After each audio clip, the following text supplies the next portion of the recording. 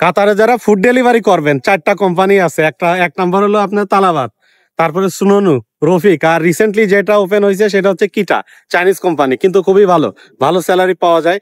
মাসে অনেকেই শুনতেছি এরকম 6-7 হাজার রিয়ালও ইনকাম করতেছে বা এর বেশিও ইনকাম করতেছে। তো যারা ফুড ডেলিভারিতে আসবেন, যারা নতুন আসবেন, নতুন তো ধরেন বাংলাদেশ থেকে আসাটা অনেকটাই কঠিন হয়ে গেছে, কারণ ভিসা বন্ধ। তো যাদের কাছে ভিসা আছে আগে থেকেই, যারা অ্যাপ্রুভ করে রাখছে, তাদের মাধ্যমে হয়তো আসতে পারেন, কিন্তু খুব সাবধান। আসার পরে এসব কোম্পানিতে আপনি ডিরেক্টলি ঢুকতে পারবেন না।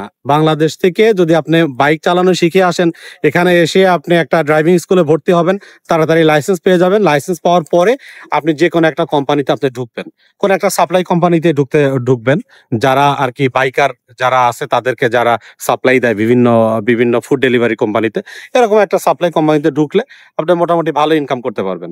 তবে আমি আপনাদেরকে বলবো, যারা বাইক দিয়ে চালাবেন, বাইক দিয়ে যারা ফুড ডেলিভারি করবেন, এরা একটু সাবধানতা অবলম্বন করবেন, কারণ এখানে শীতের সময় প্রচন্ড শীত, আবার গরমের সময় প্রচন্ড গরম। তো দুর্ঘটনার কিন্তু একটা সম্ভাবনা থাকে। সবচেয়ে ভালো হয় যদি আপনি গাড়ি দিয়ে যদি ফুড ডেলিভারি করতে পারেন, যদি আপনার কার থাকে, কার দিয়ে ফুড ডেলিভারি করতে পারলে এটা সব থেকে বেস্ট।